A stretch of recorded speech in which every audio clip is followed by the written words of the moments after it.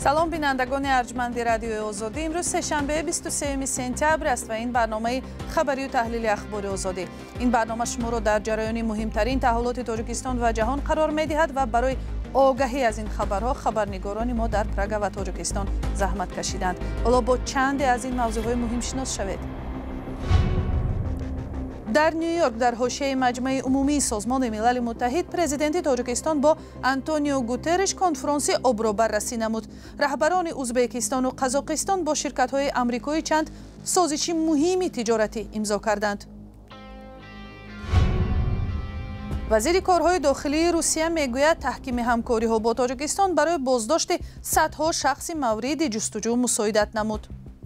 در 8 ماه امسال باشد این رقم به 400 نفر برابر شده است. و در تاجیکستان گفتند زیباترین ذات گوسفند را به تماشای همگان گذاشتند. چرا گوسفند حصاری را در تاجیکستان بهترین در میان ذات‌های دیگر مینامند؟ گوسفند حصاری در تمام موضع چراگاه‌های زمستانه و تابستان تاب‌آور است به اقلیم. در شهر نیویورک که این روزها میزبان پرزیدنتان شرکت‌دار مجمع کل سازمان ملل متحد است، دیروز ملاقات رهبر تاجیکستان امامعلی رحمان با دبیر کل این سازمان آنتونیو گوترش برپا شد. به نوشته سامانه پرزیدنت تاجیکستان در این ملاقات در برابر بررسی مسائل داغ بین‌المللی از جمله اوج گرفتن مخالفت‌های گئوسیاسی، تهدیدهای امنیتی، درگیری‌های مسلحانه، تروریسم و افراطگرایی چنین تشبس‌های تاجیکستان هم بررسی شده است. از جمله رحمان و گوترش آمادگی به کنفرانس آب در تاجیکستان در سال 2028 و هم موضوع اصلاحات سازمان ملل متحد را بررسی نمودند. قرار است امروز بعد نصف روزی به وقت نیویورک پرزیدنت تاجیکستان در مجمع عمومی سخنرانی کند. برای امروز چنین برآمدهای دیگر رهبران آسیای مرکزی و همچنین پرزیدنت ایالات متحده آمریکا دونالد ترامپ در نظر است. در آستانه این مراسم‌ها ترامپ و پرزیدنتان ازبکستان و قزاقستان به بعضی سازش‌های مهم تجارتی دست یافتند. همکارم مومین احمدی این رویدادها را پیگیری نمود و حالا با ما در استودیو است. مومین سلام. سازشنامه‌هایی که میان آمریکا و دو کشور آسیای مرکزی بسته شده است، کدام همکاری‌ها را در نظر دارند؟ بگویید. سلام.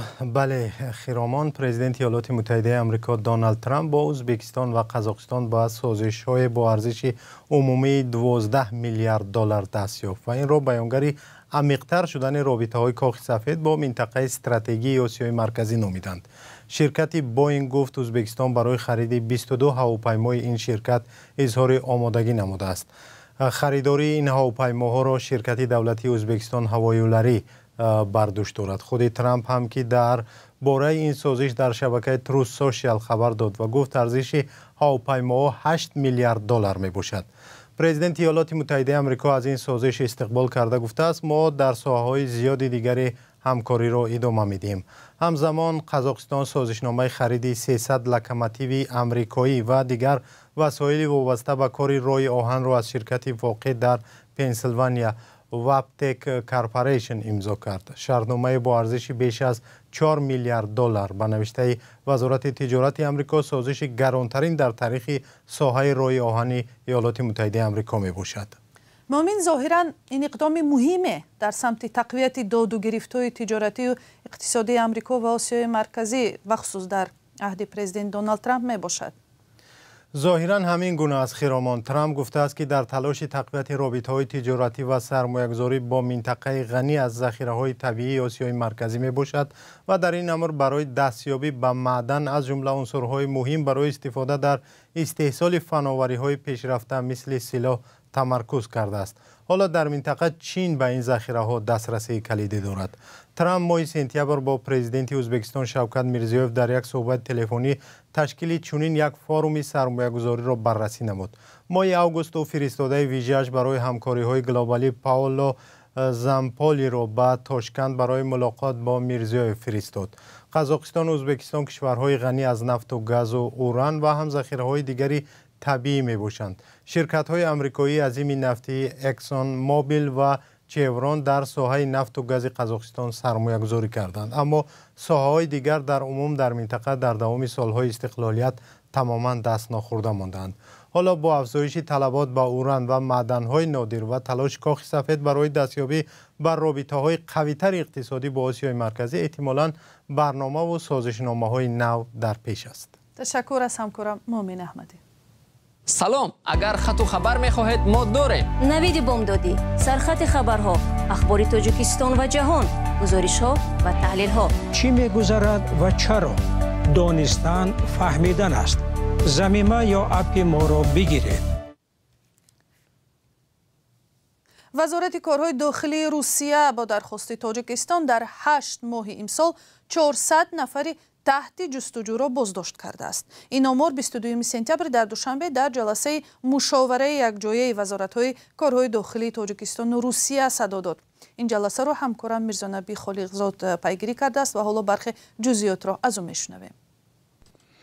روز 22 سپتامبر در دوشنبه هیئت‌های وزارت‌های امور داخلی تاجیکستان و روسیه همکاری‌های نهادهای تفتیشاتی و تبادل اطلاع میان وزارت‌های دو کشور را بررسی کردند. وزیر امور داخلی روسیه ولادیمیر کلاکولتسف میگوید همکاری دو نهاد سمت‌های کلیدی فعالیت را در بر می‌گیرد. سال گذشته نهادهای منطقوی ما تخمیناً 260 فرد مورد پیگرد تاجیکستان را دستگیر کردند. در 8 ماه امسال باشد این رقم به 400 نفر برابر شده است. وزیر روس می‌افزاید پیشرفت کار به آن مربوط است که جانب تاجیکستان معلومات درباره افرادی در روسیه پنهان شده را با عکس و دیگر اطلاع مهم تکمیل کرده است. به قول کلاکولتسف تغییر شهروندی نباید فرد را از جوابگری آزاد کند. او درباره افرادی بازداشت شده تفصیلات بیشتر نداد. وزیر تاجیک نیز در این باره جزئیات نداد. سازمان‌های حامی حقوق روسیه را تنقید می‌کنند که با درخواست دوشنبه پناهجویان، منتقدان دولت و فعالان جامعه شهروندی را بازداشت می‌کند. ده‌ها فعال جامعه شهروندی از جمله آنهایی که ضد تصمیم‌های تاجیکستان در این یا آن مسئله در شبکه‌های اجتماعی اعتراض کرده بودند، در چند سال اخیر بازداشت و به تاجیکستان استرداد شده به سالهای طولانی زندان محکوم گردیدند. در همین حال کشور اروپای اسلواکیه تصمیم گرفت به منعقد حکومت تاجیکستان امرالدین خالمرادوف پناهگاه دهد. همزمان به او اجازه کوتاه مدت زندگی در این کشور همسایه جمهوری چک و اوکراین داده می شود. خالمرادوف روز 19 سپتامبر با قرار مقامات اسلواکیه از بازداشتگاه شهر کوشیتس رها شد و اکنون تا دکبر امسال حق دارد در این کشور زندگی کند. خالمرادوف که پیشتر در اوکراین میزیست در شبکه اجتماعی ادناکلاسنیک با امضای محمد جان عمرов سیاست حکومت تاجیکستان را تنقید میکرد. او را در تاجیکستان با برانگیختن کینه عداوت دینی، تشکیل اتحادیه جنایی و دعوت به افراطگرایی متهم میکنند. ولی خود او در همه حالتهای بازداشتش با درخواست تاجیکستان توانسته است ثابت کند که پروندهش دارای انگیزه‌های سیاسی می باشد. در تاجیکستان اخیراً یک چاره‌بینی دیدنی برپا شد. دانشمندان و محققان ساحه کشاورزی در ناحیه حصار برای بررسی موضوع گوسفند حصاری جمع شده برابر با این نمایشگاه این ذات نادر تاجیکی را ظاهر نمودند. علم کشاورزی تاجیکستان با این ذات گوسفند از سالهای 1950 به این سو افتخار میکند و میگوید آن بزرگترین نوع این چاروای خانگی بوده تا 190 کیلوگرم وزن داشته میتواند. تشکیل یک جلسه آموزش این ذات در تاجیکستان در حالی است که در بعضی کشورهای همسایه ادعاهای در زمینه منسوبیت آن به گوش میرسد. همکارانم ارشاد سلیمانی و امیر سویف از تماشابینان این چاره‌بینی بودند. پیکره گوسفند حصاری در شهر حصار. این تندیس سری شاهراه بین المللی دوشنبه ترسونزاده سر آسیا تابستان امسال برافراشته شد. ماه ایول امسال سازمان غذا و کشاورزی سازمان ملل گوسفند حصاری را رسما میراث کشاورزی دارای اهمیت جهانی نامید. یک سلسله ویژگی های گوسفند حصاری سبب شده است که آن چنین اعتبار پیدا کند. گوسفند حصاری نژادی هستش که بسیار خاص است، از نظر وزن بسیار بالایی دارد که این خودش یک رکورد است، یعنی وزن حدود 180 الی 200 کیلوگرم برای جنس نر و حدود 150 کیلوگرم برای جنس ماده واقعا یک رکورد است. از نظر تولید شیر و از نظر تولید پشم هم همینطور. البته میتوان با یک سری اقدامات تحقیقاتی این صفتها را بهبودی هم داد. وزارت کشاورزی تاجیکستان از سال 2020 به این سو برای حفظ و رشد بیشتر این گوسفند ذات نادر اقدامات و نشست‌های بین المللی دایر می‌کند. 5 سال است سیمپوزیوم بین المللی علمی و جشنواره گوسفند ذات حصاری برگزار می‌شود که در این جشنواره آزمون بزرگترین گوسفندها نیز صورت می‌گیرد. بزرگترین گوسفند امسال 190 کیلو وزن داشت. در تاجیکستان حالا بنا به آمار وزارت کشاورزی بیش از 3 میلیون سر گوسفند حصاری موجود است. محمد شریف علیف مدیر خواجگی گوسفند پروری که یکی از گوسفندهایش جایزه سیوم بزرگترین گوسفند جشنواره امسال را برد میگوید پرورش این نوع گوسفند از هر جهت سودآور است. گوسفند پروری اگر روحش درست بر راه مونی، اگر مسئله او کلچر و زمستان گذرانی همین جهت فایده‌ورش بلند است که ما در یک سال زیاده از 1000 سر برای نر با بازار مرکزی به فروش می‌بریم.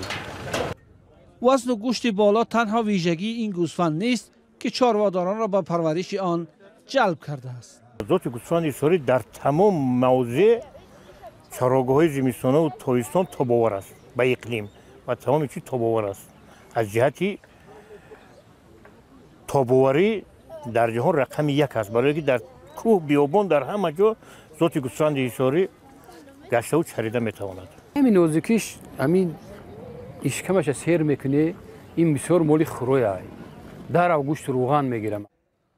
دانشمندان اکادمی علوم کشاورزی و دانشگاه کشاورزی تاجیکستان از سال 1950 تا کنون نوهای فرخاری و شهری نوی گوسفند حصاری را با وجود آوردند.